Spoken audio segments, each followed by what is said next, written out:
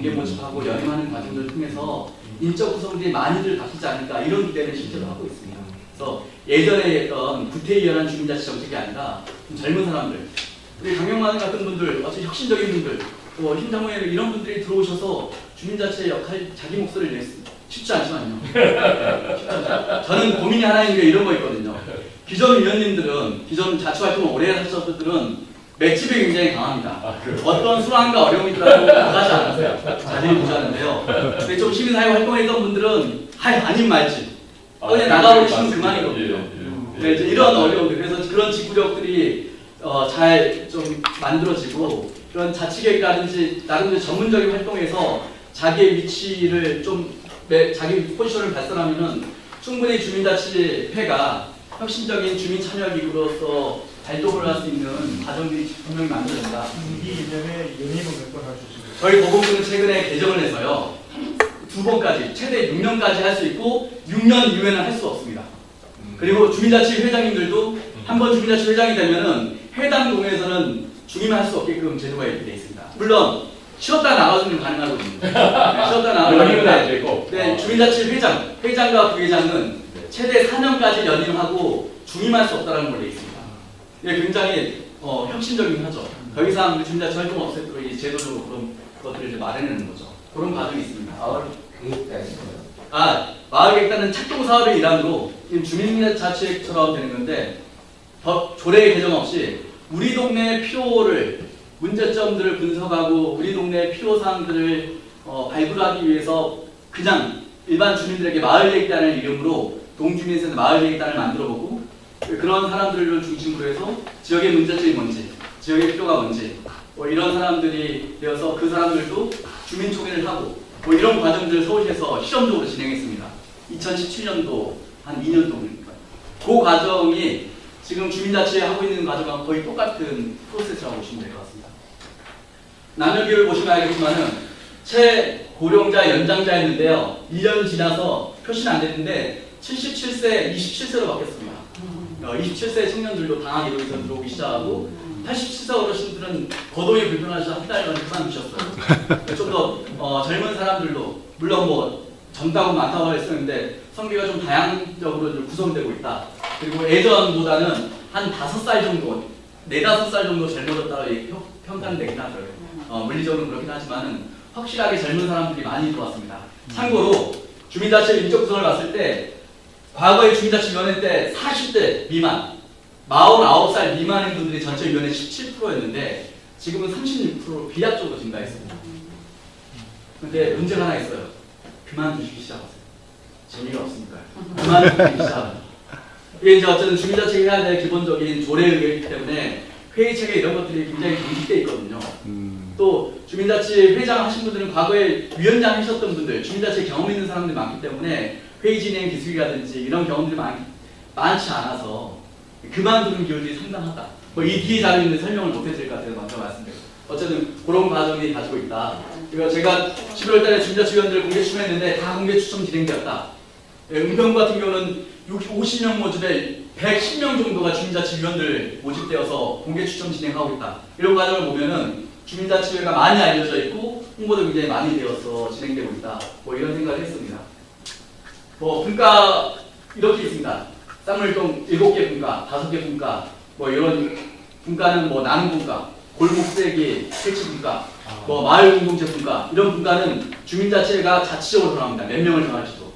평균 분과원들 9명 정도, 한 15명 위로 됐고요. 분과 출석률은 이런 것 같습니다. 네, 주민자치회가 구성되면요. 주민자치위원은 반드시 정기회의와 1개 이상의 분과회의를 필수적으로 참여해야 됩니다.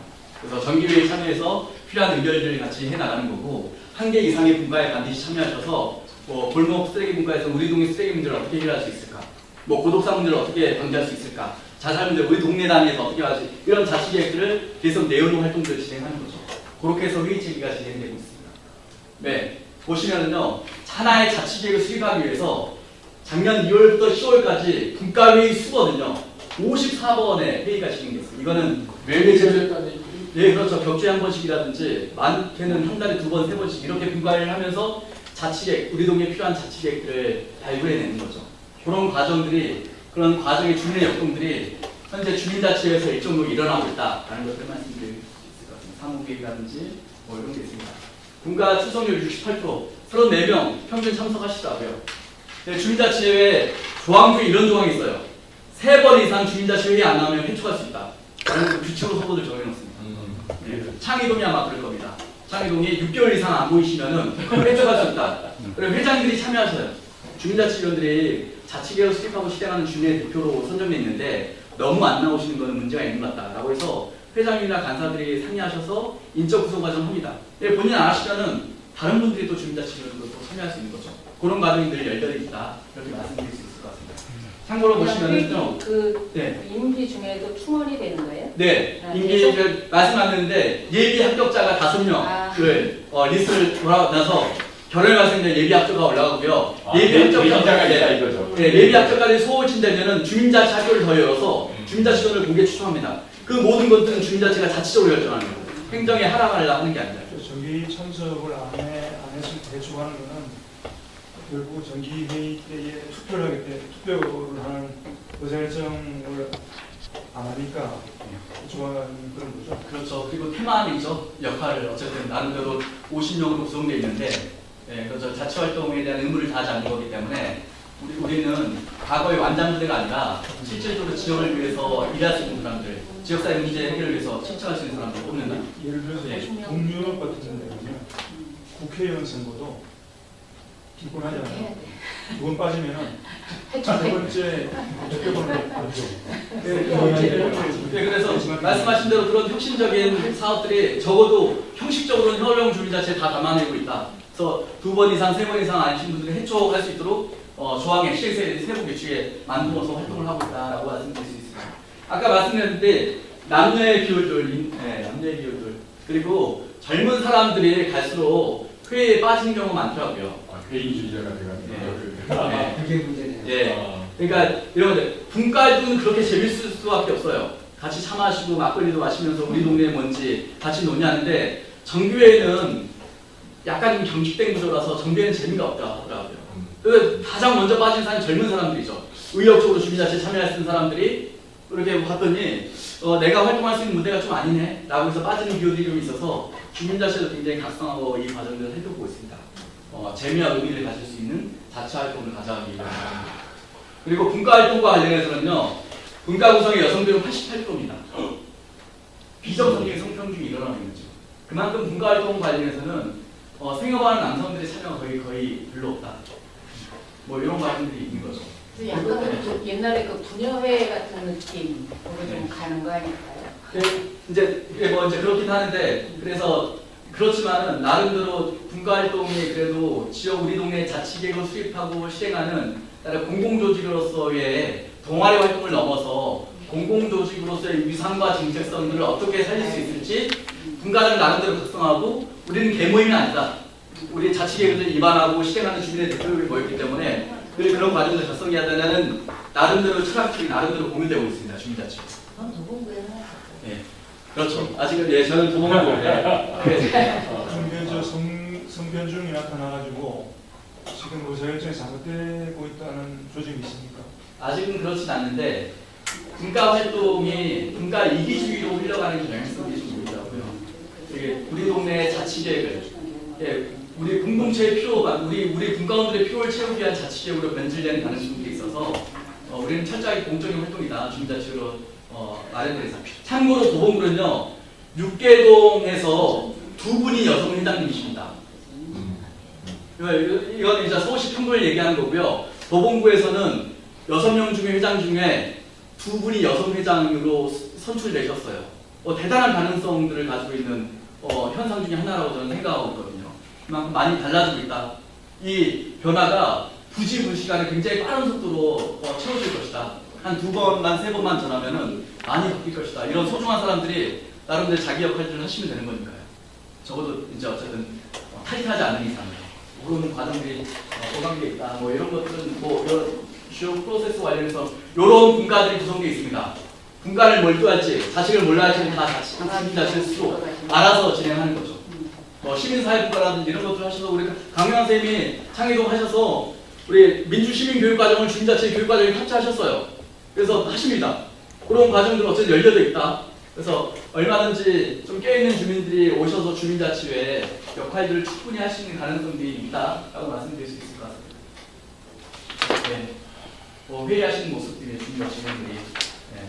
그래서 더디지만은 가능성이 안 보이는 동물도 일부 있긴 하지만은 나름대로 집단지성들을 발휘하고 있다. 자신의 경험들과 관련해서 이런 현상은 있긴 하더라고요. 주민자치 1년 초반에는 발언도 굉장히 조심하고요. 나름대로 그라운드를 있거든요. 말 끊지 않고 경청하고 또 소수 의견을 존중하고 1년이 지나니까 자기 선발적으로 이렇게 회의하시는 지나는 모습이 이제 이래 보이더라고요. 네, 그런 과정을 어쨌든 끊임없이 이제 교육하고 학습하고 각성하면서 이제 집단의 이제 회의 문화나 이런 것들을 서로 이제 계속 이제 뭐 학습하는 그런 장으로서 주민자치가 현재 운영되고 있다. 그래서 이제 가능성이 없는 주민자치, 예를 들어서 동장이 과거의 권위적 시절의 주민자치를 여전히 바라보고 주민자치 회장님들도 20년 전에 주민자치의 경험에 갇혀 있는 분들은 그렇게 해서 주민자치가 구성되는 경우에는 사실 가능성이 빨리 보이지 않는데 나름대로 시민사회 활동하신 분들 또 마을공동체 운동하셨던 분들이 그런 경험들을 베이스로 주민자치를 보셔서 또 이런 분들도 임원으로 구성되기도 하고 또 사무이라는 간사의 역할도 수행하신 분들은 아주 혁신적으로 빠른 속도로 주민자치가 재편되고 있는 거고요. 행정의 입김이 세지 않을까? 행정의 근저로 있지 않을까? 이런 의도를 하시는데 맞긴 하죠. 아직까지는. 그런데 동장들도요. 1년이 지나니까 주민자치 굉장히 견제하고 눈치 보기 시작해요.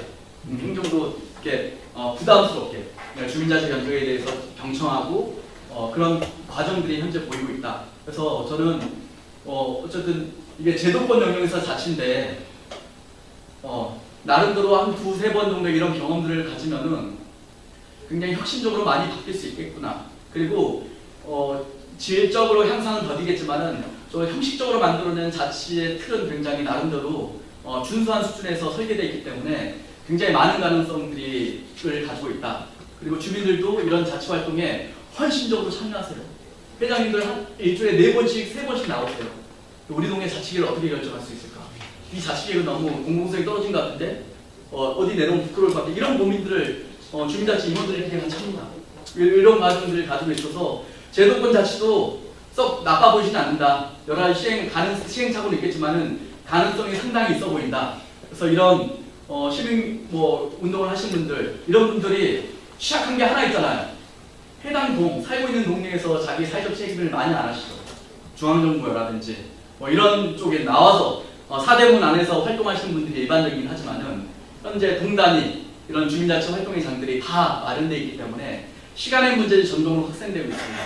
경기도 살더라도 내 사업지가 서울 어느 동이면은 주민자치 얼마든지 활동할 수 있기 때문에 그런 활동들을 좀 하는 것들이 향후에 좋은 자치 활동의 틀로서 기능하지 않을까 이런 생각하고 있습니다. 인근 동이나 예. 그 자치 구별 상황을 서로 벤치마킹 할 수 있도록 빅데이터가 공유되고 있습니다. 현재는 자기 것만 보고 있고요. 좀 그런 네트워크를 만들어서 주민자치 회장들에게 다른 데는 어떻게 하고 있나 계속 이제 그런 것들을 좀 전파하는 과정이 있습니다. 지금 1년 거의 제도 시행 1년 조금 주민자치 만드는 1년 만든 것도 있거든요. 실제로 들어가서. 한 가지 질문인데 아까 그 50명 뽑을 때 단체가 40%를 가지고 네, 6대 4. 상당히 높은 비율이란 말이에요. 네. 그럼 그렇게 이루어졌을 때 부분부 같은 경우는 어떤 알력이라던가 문제라던가 이런 건 발생하지 않아요? 네.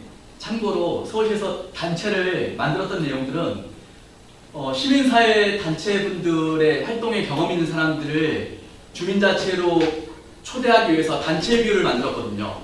근데 지금은 그 단체가 동단에 직능단체 활동하는 사람들의 안정적인 확보수단으로서 변질되고 있어서 저희들도 단체를 그냥 없애버리자. 무조건 개인으로 받자라고 제안을 일단 하고 있는 거고 단체가 그런 식으로 이 단체 몫은 동장이 추천한 몫이다라고 인정하고 동장이 이렇게 단체 추천 몫을 강제하려는 경향성이 익히긴 좀 있습니다. 그런 과정들이. 사실 그 단체로 들어오면서의 문제점이 그 직능단체가 들어오면서 그들끼리의 그 회장도 추천하고 이러면서 사실은 그들이 이끌어가고 있는 그래서 주민자치위원회랑 큰 차이가 없는 경우도 꽤 있거든요.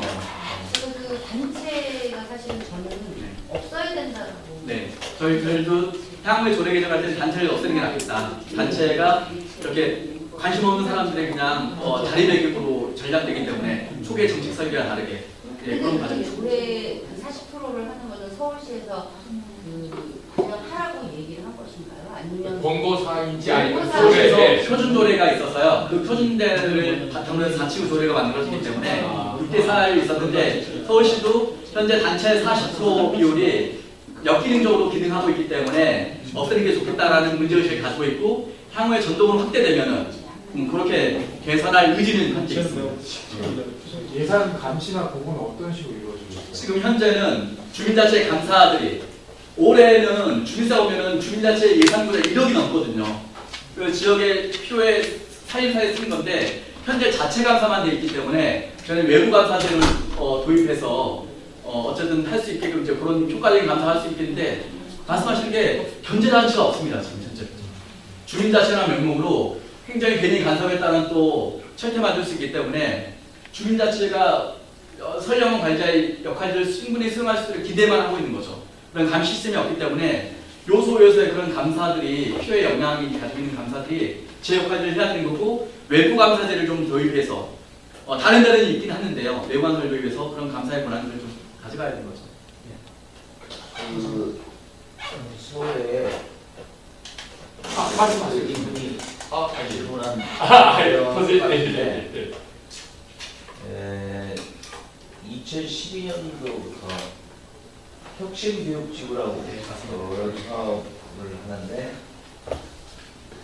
서울시하고 구청하고 교육청이 5억씩 때문에 보통 15억을 가지고 25개 이제 지구별로 하는데 거기에 참여하는 마을 활동가라는 거 있는데 거의 크고 작은 단체가 다 들어와서